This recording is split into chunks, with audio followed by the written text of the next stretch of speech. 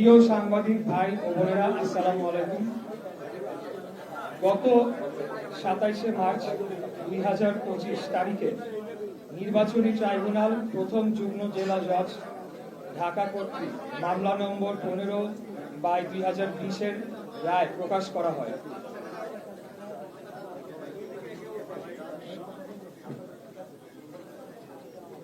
এই রায়ের মাধ্যমে 2020 সালের 1 ফেব্রুয়ারিতে অনুষ্ঠিত ঢাকা দক্ষিণ সিটি কর্পোরেশন নির্বাচনে গায়ের জোরে বেআইনিভাবে প্রকাশিত বানোয়াট ফলাফল ও গ্যাজেট বাতিল করে পলাতক ফজলে নূর তাপসকে অবৈধ ঘোষণা করা হয় এবং ধানের শীষ মার্কা নিয়ে প্রতিদ্বন্দ্বিতা করা ইশরাক হোসেনকে অর্থাৎ আমাকে বিজয়ী ঘোষণা করা হয়। এই রায়ের পরিপ্রেক্ষিতে 27শে এপ্রিল 2025 সালে নির্বাচন কমিশন ইসি গ্যাজেট নম্বর ইশরাককে মেয়র হিসেবে আনুষ্ঠানিকভাবে স্বীকৃতি দেয়। পরবর্তীতে গ্যাজেট ও রায় চ্যালেঞ্জ করে রিট দায়ের করা হয়। আমি এখানে ওই গ্যাজেটের যে রিট দায়ের করা হয়েছিল সেই সংক্রান্ত কয়েকটি তথ্য আপনাদেরকে পড়ে শোনাচ্ছি। 14 মে 2025 গ্যাজেট স্থগিত চেয়ে হাইকোর্টে রিট দায়ের। 22 মে 2025 হাইকোর্ট রিট খারিজ করে গ্যাজেট ও ট্রাইব্যুনালের রায় বহাল রাখে। 26 মে 2025 আপিল বিভাগ চেম্বার জজ লিভ টু আপিল ও স্থগিত আবেদন দাখিল করা হয়। 29 এবং 30 মে 2025 আপিল বিভাগ শুনানি শেষে কোনো স্থগিতাদেশ না দিয়ে ইসিকে শপথ অনুষ্ঠান আয়োজনের নির্দেশ দেয়। 2 জুন 2025 পূর্ণাঙ্গ আদেশে পুনরায় নিশ্চিত করা হয় যে কোনো ইনজাংশন নেই, শপথ আয়োজনের দায়িত্ব ইসি। বর্তমান আইনগত অবস্থা সম্পর্কে আপনাদেরকে একটু অবহিত করতে চাই। দলিল অথবা আদেশ। ট্রাইব্যুনাল রায় 27শে মার্চ 2025 ইশরাক হোসেন বৈধ মেয়র। ইসি গ্যাজেট 27শে এপ্রিল 2025 ট্রাইব্যুনাল রায় বাস্তবায়ন এখনো কার্যকর। হাইকোর্ট আদেশ 22 মে 2025 গ্যাজেট চ্যালেঞ্জ খারিজ, গ্যাজেট বহাল। আপিল বিভাগ আদেশ 2 জুন 2025 কোনো স্থগিতাদেশ নেই, শপথ আয়োজনের নির্দেশ বহাল। এই অবস্থায় সরকার এটিকে কোনো সমাধান না করার মধ্য দিয়ে একাধিক আইন ও সংবিধান লঙ্ঘন করেছে। এই পাঠটুকু আমি আর পড়লাম না, এটি আপনারা পরে ভর্তিতে আপনারা দেখে নিতে পারেন। তবে এখানে সিটি কর্পোরেশন আইন 2009, সংবিধানের অনুচ্ছেদ 27, সংবিধানের অনুচ্ছেদ 31, সংবিধানের অনুচ্ছেদ 59-1, আদালত অবমাননা নীতি এবং দণ্ডবিধি ধারা 166/167 এই ধারাগুলো ভঙ্গ করা হয়। সারসংক্ষেপ: গ্যাজেট বৈধ ও কার্যকর। এটি বাতিল, রহিত বা আদালত কর্তৃক রহিত করা হয়নি। এখন একটা প্রশ্ন মাঝে মধ্যেই আসে বা অনেকেই করে বা অনেক জায়গায় আলাপ আলোচনা হয়। তাপস 2 জুন 2020 প্রথম বোর্ড সভা করায় 5 বছরের মেয়াদ 1 জুন 2025 শেষ। এতে কি 2025 সালের গ্যাজেট মেয়াদ উত্তীর্ণ বা আইনের ভাষায় ইনফ্র্যাকচুয়াস হয়? সংক্ষিপ্ত উত্তর হচ্ছে না। একটি গ্যাজেট শুধুমাত্র তখনই অকার্যকর হয় যখন সরকার তা প্রত্যাহার, প্রতিস্থাপন বা আদালত তা রদ করে। এগুলো কিছুই ঘটেনি। ইনফ্র্যাকচুয়াস ঘোষণা আদালতের নির্দেশ। যেহেতু প্রতিকার হিসেবে প্রতীকী শপথ, ক্ষতিপূরণ এবং ঘোষণা এখনো পাওয়া সম্ভব এবং বিষয়টি মুট, যেটি আদালতের ভাষায় হয়নি। ঢাকা দক্ষিণের সর্বস্তরের জনগণের যৌক্তিক আন্দোলন। আইনি বাধ্যবাধকতা পালনে স্থানীয় সরকার মন্ত্রণালয়ের গড়িমসি, হীন উদ্দেশ্য চক্রান্ত করে আইনি জটিলতা সৃষ্টি করা ও সর্বোপরি বাংলাদেশ এর সর্বোচ্চ আদালতের নির্দেশ অমান্য করার প্রতিবাদে ঢাকা দক্ষিণের ভোটাররা গত মে মাসের মাঝামাঝি থেকে রাজপথে নেমে আসে এবং প্রায় 1.5 মাস আন্দোলন চালিয়ে যায়।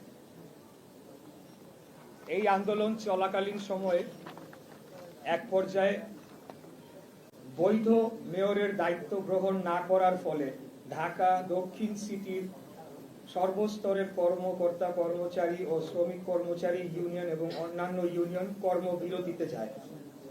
সর্বশেষ পরিস্থিতি, জনগণের যে সকল অত্যন্ত গুরুত্বপূর্ণ সেবা বিঘ্নিত হচ্ছিল সেগুলো সচল করার জন্য আমার অনুরোধে সোমবার 23 জুন 2025 তারিখে নগর ভবন কর্মবিরতি তুলে নেওয়া হয়েছে।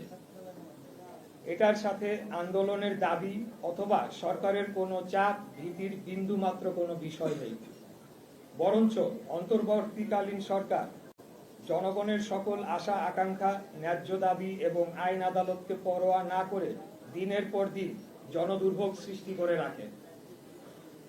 এই দুর্ভোগ নিরসনে জনস্বার্থের কথা চিন্তা করে আমরা সবাইকে নিয়ে সকল জরুরি সেবা চালু রাখি। কোরবানি ঈদের পর নগর ভবনের ঊর্ধ্বতন কর্মকর্তারা দৈনন্দিন সকল সেবার কার্যক্রম চালুর উদ্যোগ নিলে স্থানীয় সরকার উপদেষ্টা ও সচিব আঞ্চলিক কর্মকর্তাদের নির্দেশ দিয়ে জন্ম, মৃত্যু, নাগরিক ও ওয়ারিশ সনদ দিতে বারণ করে। জানা যায়, জনগণকে সুবিধা বঞ্চিত করে এর দায় আন্দোলনকারীদের উপর চাপিয়ে দেওয়ার কুচক্রান্ত বাস্তবায়ন করতে চেয়েছিলেন তারা।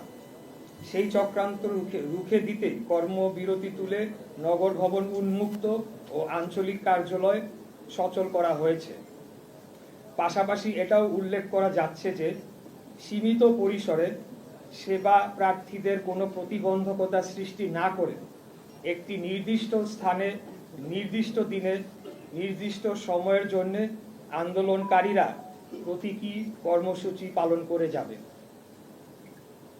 এবার আমি আসতে চাচ্ছি, সম্প্রতি স্থানীয় সরকার উপদেষ্টা আসিফ মাহমুদের একটি সাক্ষাৎকার একটি বেসরকারি টিভি চ্যানেলে বহুল প্রচারিত হয়েছে এবং সেখানে বেশ কয়েকটি কথা বলা হয়েছে। সেই বিষয়ে আমি কিছু তার প্রতি উত্তর দিতে চাই। একটি বেসরকারি চ্যানেলে সাক্ষাৎকার দিয়ে স্থানীয় সরকার উপদেষ্টা আসিফ মাহমুদ অত্যন্ত আপত্তিকর কিছু কথা বলেছেন। আসিফ বলেছে, বিএনপির এক নেতার ইন্ধনে ইশরাকের আন্দোলন হয়েছে।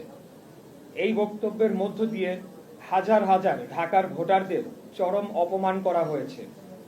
ঝড়, বৃষ্টি, তীব্র রোদ উপেক্ষা করে দিনের পর দিন শারীরিক ও মানসিক পরিশ্রম করে আন্দোলন করা ঢাকার এই জনগোষ্ঠীকে এই একটি বাক্য উচ্চারণের মধ্য দিয়ে নাগরিক থেকে পশুর মর্যাদায় নিয়ে যাওয়া হয়েছে। এটার জন্য তাকে অবশ্যই নাগরিকদের কাছে ক্ষমা চাইতে হবে। দ্বিতীয়, আসিফ আরেকটা কথা বলেছে, ইশরাককে মিসগাইড করা হয়েছে। এই বক্তব্যের মধ্য দিয়ে তিনি ঔদ্ধত্যপূর্ণ আচরণ করেছেন। তিনি অন্যদের চেয়ে নিজেকে শ্রেষ্ঠ এবং আমাকে ব্যক্তিগতভাবে চরমভাবে হেয় করেছেন। আমাদের ঢাকা নগরবাসীর স্বতঃস্ফূর্ত এই আন্দোলনকে এইভাবে অপমান করার বিরুদ্ধে তীব্র নিন্দা ও প্রতিবাদ জানাচ্ছি। ঢাকার অধিবাসীদের প্রতি চরম অবমাননাকর এই বক্তব্যের জন্য তাকে ক্ষমা চাওয়ার দাবি জানাচ্ছি। আসিফ আরো বলেন, আমাকে তার নির্বাচনী এলাকা কুমিল্লার একটি উপজেলার জনৈক বিএনপি নেতা, আমি নাম উল্লেখ করছি না, প্ররোচনা দিয়েছেন। এই আন্দোলনে অর্থ ও লজিস্টিক্স দিয়েছেন এবং তার কাছে নাকি প্রমাণ রয়েছে। এই প্রমাণ তিনি জাতির সামনে তুলে ধরবেন, অন্যথায় তাকে প্রকাশ্যে ক্ষমা চাইতে হবে। এখানেই তিনি থেমে থাকেন নাই। তিনি বলেছেন, বিএনপির একটি অংশের সরকারের সাথে বোঝাপড়ার দূরত্ব তৈরি হওয়ার কারণে আমাকে ব্যবহার করা হয়েছে। তিনি বিএনপির মতো ঐতিহ্যবাহী পুরনো বৃহৎ রাজনৈতিক দলকে হেয় করেছেন এবং একটি অসত্য অভিযোগ তুলেছেন। তিনি নিজেকে বিশাল কোনো মহামানব হিসেবে উপস্থাপন করেছেন। উনি হয়তো ভুলে গেছেন ওনার জন্মের আগে বিএনপির জন্ম হয়েছে। আসিফ এটাও বলেছে, আমার পক্ষ থেকে যারা নেগোশিয়েট করতে এসেছেন তারা সোললি আমার পক্ষে নেগোশিয়েট করেন নাই। অর্থাৎ আমার বিষয়টি সম্পূর্ণ আইনি, এখানে নেগোশিয়েট করার কোনো সুযোগ নেই। আদালত স্পষ্ট করে রায়ের মাধ্যমে কি করতে হবে তা বলে দিয়েছে। তাহলে নেগোশিয়েট কারা করেছে তা আমাকে জানাতে হবে, কারণ একমাত্র আমাদের দলীয় প্রধানের বাইরে অন্য কোনো ব্যক্তিকে আদালতের রায় কার্যকর সংক্রান্ত যোগাযোগ ছাড়া অন্য কোনো কথা বলার সম্মতি আমি দেই নাই। আশা করি এই লাইনটি বুঝতে পেরেছেন আপনারা। তার এই অস্পষ্ট কথাবার্তায় প্রতীয়মান হয় তিনি হয় মিথ্যা বলছেন, না হয় তার বুদ্ধিমত্তা স্থানীয় সরকার মন্ত্রণালয় চালানোর জন্য সম্পূর্ণ অযোগ্য। আসিফ বলেন, ইশরাক হোসেন অত্যন্ত দম্ভ ভরে ও অহংকারের সাথে সরকার কর্তৃক প্রশাসক হওয়ার প্রস্তাব প্রত্যাখ্যান করেছেন। বরঞ্চ বিনয়ের সাথে এটি প্রত্যাখ্যান করার কারণ হিসাবে বলতে হবে, একজন বৈধ নির্বাচিত জনপ্রতিনিধি ও রাজনীতিবিদের জন্য এই প্রস্তাব অপমানজনক। 7, আসিফ মাহমুদ বলেছেন সরকার কোনো নির্বাচনকে বৈধতা দিবে না। এটা কোন প্রক্রিয়ায় বাস্তবায়ন করা হবে এবং কবে, এটি প্রশ্ন রয়েছে। এখন পর্যন্ত তারা কোন কোন নির্বাচন অবৈধ ঘোষণা করতে পেরেছে? একটিও না। এর অর্থ এই দাঁড়ায়, বাংলাদেশের সুপ্রিম কোর্টের আপিল বিভাগ কর্তৃক বৈধতা বহাল রাখা গ্যাজেটকে পুরো অন্তর্বর্তীকালীন সরকার বৈধতা দিচ্ছে না বা মানছে না। সেটা সরকার কর্তৃক, অর্থাৎ পুরো অন্তর্বর্তীকালীন সরকার কর্তৃক উচ্চ আদালত অবমাননার সামিল নয় কি? এই একই আদালত বাংলাদেশের সংবিধানের আর্টিকেল 106 এর ধারা অনুযায়ী বর্তমান অন্তর্বর্তীকালীন সরকারকে বৈধতা দেয়নি, বরঞ্চ উল্লেখযোগ্য উদাহরণ হিসেবে ঢাকা দক্ষিণ সিটি নির্বাচন 2020 আমাদের মামলা ও রায়ের মাধ্যমে তৎকালীন নির্বাচনটির ফলাফল যে অবৈধভাবে ঘোষণা করা হয়েছিল সেটিই প্রমাণিত হয় এবং ফলাফল সংশোধনের মাধ্যমে সেটি আরও সুদৃঢ় হয়েছে। আর অনেক জায়গায় কোনো নিয়োগ প্রক্রিয়া ছাড়া ওয়ার্ড সচিব হিসেবে এনসিপি সংশ্লিষ্ট ব্যক্তিদের নিয়োগ দেওয়া হয়েছে বলে অভিযোগ আছে, যা আইনত এবং সরকার পরিচালনার যে কোনো মানদণ্ডে অবৈধ। এরা কারা এবং কাদের স্বার্থ রক্ষা করছে, এই প্রশ্ন নগরবাসীর পক্ষ থেকে আমি করছি। এই অভিযোগ সত্য হলে এর পূর্ণাঙ্গ তালিকা জনসম্মুখে প্রকাশ করতে হবে। এবার আমি আপনাদেরকে বলতে চাই যে আমাদের আজকের এই প্রেস কনফারেন্সটি গতকাল করার কথা ছিল, কিন্তু আপনারা জানেন গতকাল নগর ভবনে একটি ন্যাক্কারজনক হামলার ঘটনা ঘটেছে।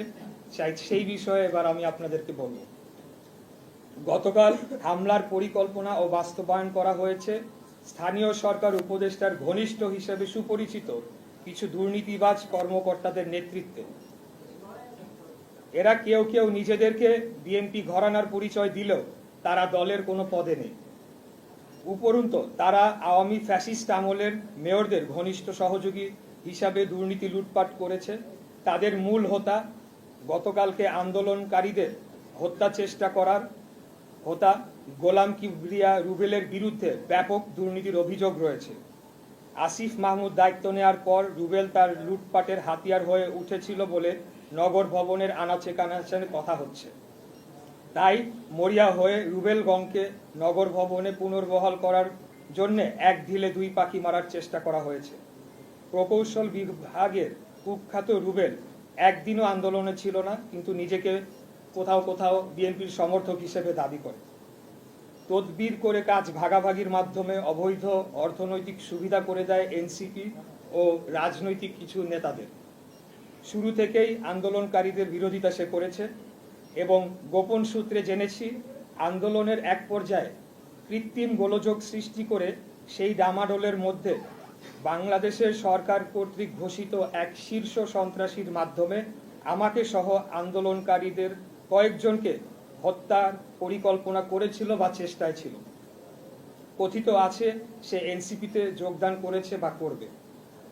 আসিফ মাহমুদ তার বক্তব্য ও কথাবার্তায় লাগাম টেনে ধরে বর্তমানে যে কিছুটা স্থিতিশীল অবস্থা রয়েছে তা বিনষ্ট করবে না বলে আমি আশা করছি এবং কোনো ক্রমেই কারো প্ররোচনায় বা নিজ সিদ্ধান্তে আন্দোলনে অংশগ্রহণকারী কর্মকর্তা ও কর্মচারীদের বিষয়ে প্রতিহিংসামূলক পদক্ষেপের চিন্তা ভুলক্রমে করবে না।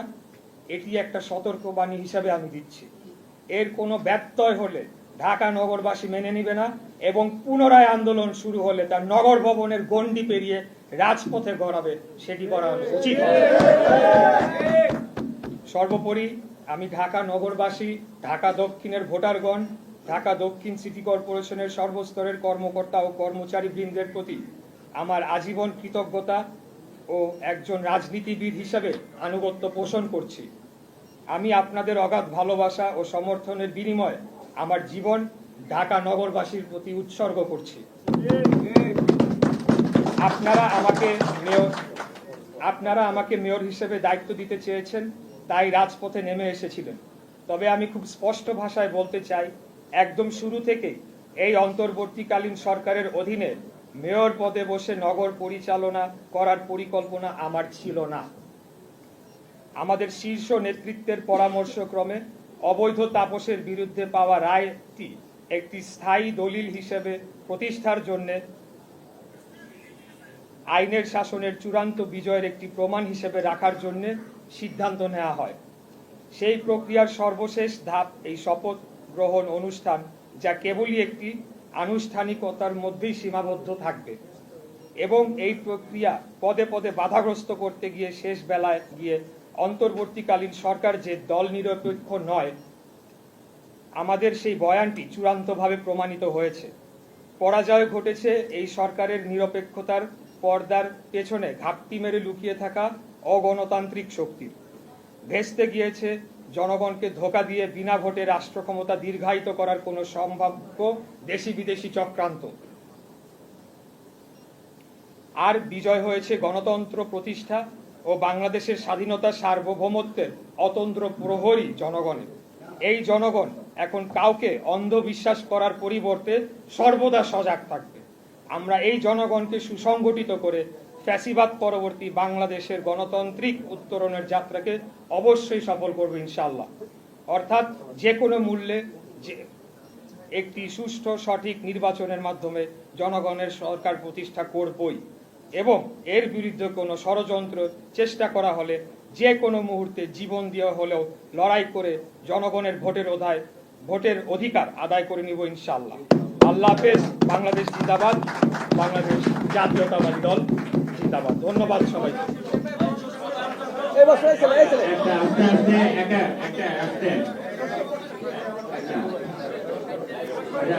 বলেন দিগন্ত বলেন।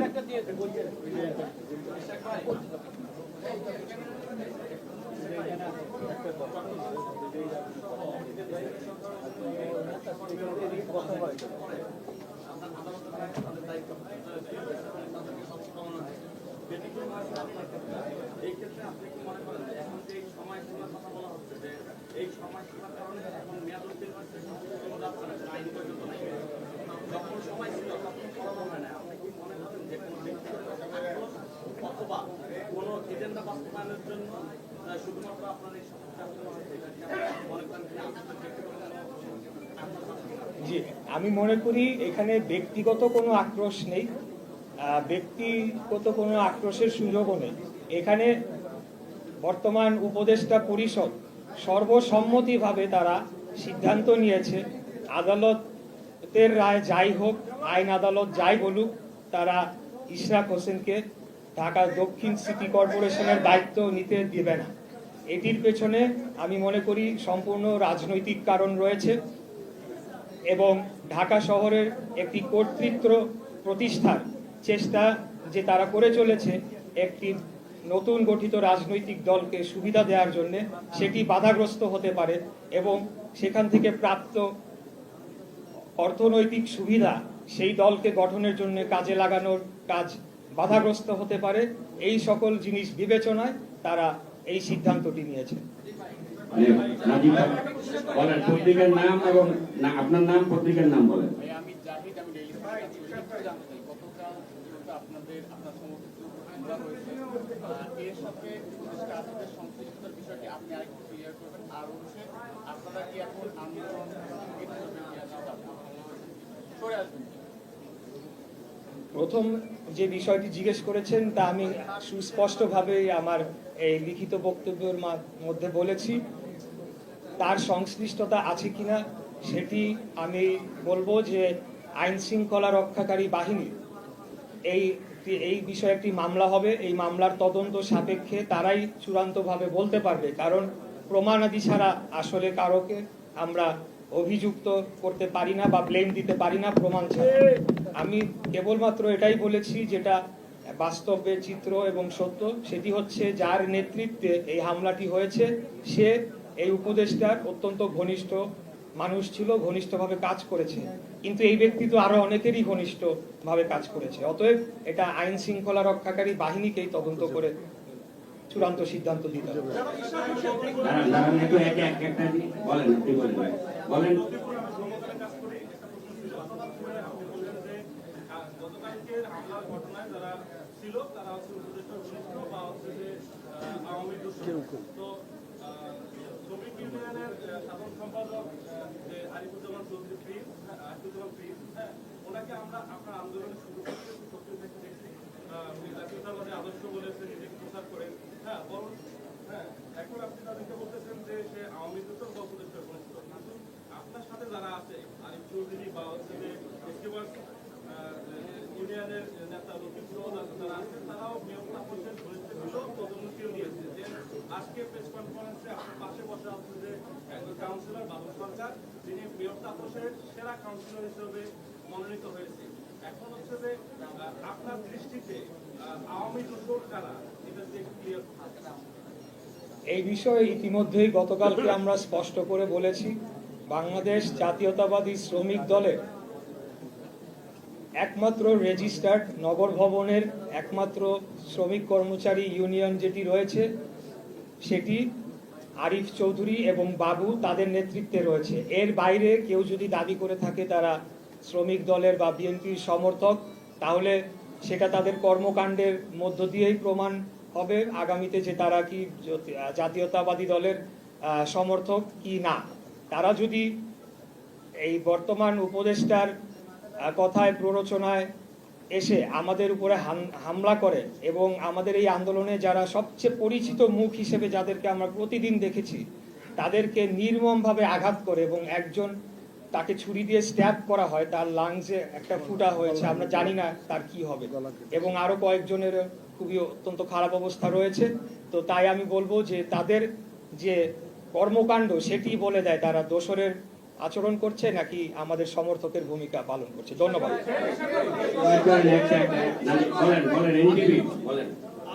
আপনি বলছিলেন কর্মকর্তা দুর্নীতিবাদের কর্মকর্তারা আসামের সাথে মিলে যোগসাজশ করে এই হামলার ঘটনা ঘটিয়েছে।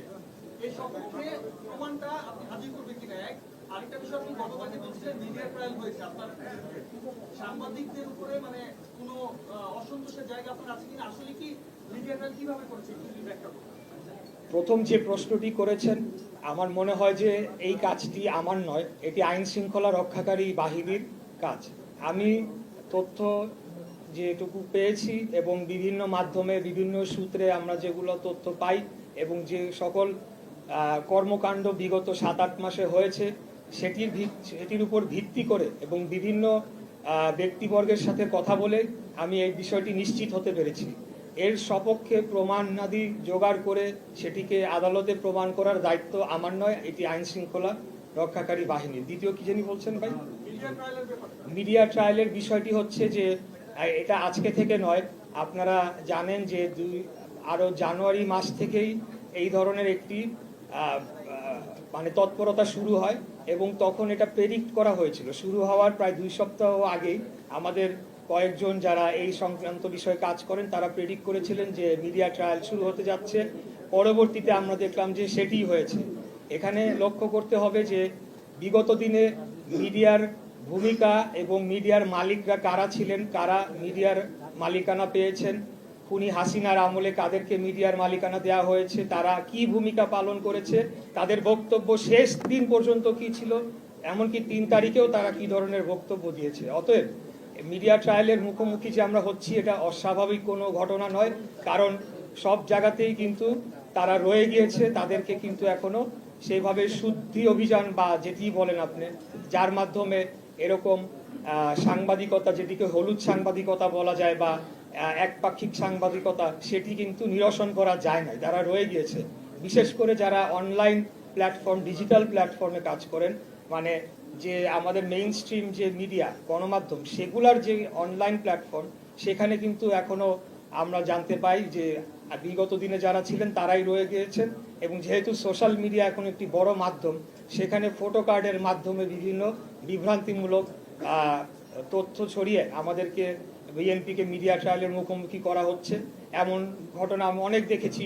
বিএনপি নেতা ছাগল চুরি করলেন, বিএনপি নেতা দোকান লুট করলেন, কিন্তু লিঙ্কে ক্লিক করে গিয়ে আর পাওয়া যাচ্ছে না যে সেই বিএনপি নেতাটিকে কোন গ্রামের কোন ইউনিয়নের কোনো এক ব্যক্তি, তাকে বানিয়ে দেওয়া হয়েছে বিএনপি নেতা, কিন্তু জিনিসটা সার্কুলেট হচ্ছে। তো এটা আমি একটা উদাহরণ দিলাম। এর বাইরেও আমি ব্যক্তিগতভাবেও মিডিয়া ট্রায়ালের শিকার হয়েছি। এই বিষয়ে আমি আর বিস্তারিত বলবো না, এটা হচ্ছে, এটাই বাস্তবতা। কিন্তু পাশাপাশি এও বলতে চাই, এটা একটা অংশ, আর মিডিয়ার আরেকটা অংশ আমাকে তারা বুকে আগলে রেখেছে, তারা সব সময় আমাকে প্রোটেকশন দিয়েছে এবং তারা সত্যটি তুলে ধরার চেষ্টা করেছে। যখনই আমি তাদেরকে ডেকেছি, তখনই আমি তাদেরকে পাশে পেয়েছি, এটিও আমার স্বীকার করে নিতে হবে। ধন্যবাদ। আপনি বলেন না, আপনি বলেন, এটা না, এটা। আচ্ছা বলেন। ভাই, আমার প্রশ্ন হচ্ছে, আপনি গত 16 তারিখে হচ্ছে নগর ভবনে মিটিং করলেন কিছু কর্মকর্তা কর্মচারীদের নিয়ে, এবং আপনার দলীয় সমর্থকরাও ছিলেন। সেখানে ব্যানারে লেখা ছিল মাননীয় মেয়র ইশরাক। আজকে আপনার ব্যানারে পিছনে মাননীয় মেয়র লেখাটা নেই, তার মানে কি ওই দাবি থেকে আপনি ওই অবস্থা থেকে সরে আসছেন? আমি দ্বিতীয় প্রশ্ন হচ্ছে, একটা করেন ভাই, দুইটা একটা করেন। গোলাম কিবরিয়া যার অভিযোগটা করছেন আপনি একটা প্রশ্ন করলে ভালো হবে, কারণ অনেকেই আছেন, তাহলে এটা মনে হবে যে টেররিজম হচ্ছে। অভিযোগটা হচ্ছে যে তার নেতৃত্বে গতকাল হামলা হয়েছে।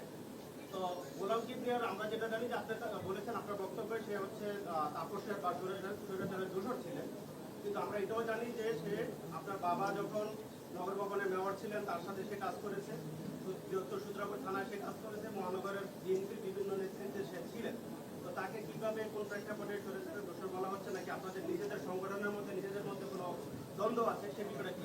ওকে, আমি প্রথম প্রশ্নটির জন্য আপনাদেরকে ধন্যবাদ জানাই। এইটা অত্যন্ত, আমি মনে করি যে গুরুত্বপূর্ণ একটা বিষয়। এই কারণেই, কারণ এটা নিয়ে ব্যাপক ধরনের একটা আলোচনা সমালোচনা সৃষ্টি হয়েছে। তো আমি বলবো যে মাননীয় যে শব্দ, এই শব্দর অর্থটি কি? মাননীয় শব্দটির অর্থ আমি যদি ইংলিশে বলি তাহলে বলতে হয় অনারেবল বা মাননীয়। আমরা যে কোনো প্রাইভেট প্রতিষ্ঠানেও, প্রাইভেট কর্পোরেট প্রতিষ্ঠানেও দেখেছি অনারেবল এমডি, অনারেবল চেয়ারম্যান এভাবে লেখা হয়। অতএব এই মাননীয় শব্দটাকে নিয়ে যে এত কথা হয়েছে, এর মাধ্যমে মূল যে বিষয়টা, এই সরকার যে সংবিধান লঙ্ঘন করেছে, এই সরকার যে বাংলাদেশের সর্বোচ্চ আদালতকে অবমাননা করেছে, বাংলাদেশের জনগণের যে আন্দোলন, যে ত্যাগ তিতিক্ষা, সেটাকে বৃদ্ধাঙ্গুলি দেখিয়েছে, ভোটাধিকারকে বৃদ্ধাঙ্গুলি দেখিয়েছে, সেটি করা হয়েছে এই একটি শব্দের মাধ্যমে। এই একটি শব্দের কোনো তাৎপর্য নাই, কিছুই নাই। আমি যেটা বললাম, এটা প্রাইভেট প্রতিষ্ঠানেও এই ধরনের শব্দ ব্যবহার করা হয়, যে কোনো চিঠিতেও এটা লেখা হয়। অতএব আমি জানি না যে, আমি জানি কেন, জাস্ট মূল বিষয়টাকে আড়াল করার জন্যে সোশ্যাল মিডিয়া এবং 2-3 দিন আমি মেইন স্ট্রিম টিভি চ্যানেলগুলোর মধ্যেও দেখেছি যে টক শোতে, এবং উপদেষ্টা নিজেও বলছে, মানে এটা এমন কি বিশাল ঘটনা ঘটে গিয়েছে আমি জানি না। এটা তো আইন লঙ্ঘন না, সরকার যে আইন লঙ্ঘন করেছে, সংবিধান লঙ্ঘন করেছে, সেটা নিয়ে আলাপ হওয়া দরকার। মূল বিষয় হতে হবে সেইটা, এইটা। আর দ্বিতীয় যে বিষয়টি বললেন, অবশ্যই আপনি যেটা বলেছেন সত্যই বলেছেন, সেটা 20 বছর আগের ইতিহাস। কিন্তু গত 3 টার্মে, গত 15 বছরে তার কর্মকাণ্ড কি ছিল, সেটির উপর ভিত্তি করে সে দোষর হতে পারে কিনা, সেই প্রশ্নটি আমি আপনাদের কাছে রাখতে চাই। কেউ 30 বছর আগে কি করেছে, 5 বছর আগে কি ভূমিকা রেখেছে, সেটা নিয়ে তো আপনি জাস্টিফাই করতে পারবেন না, তাই না? ধন্যবাদ সবাইকে।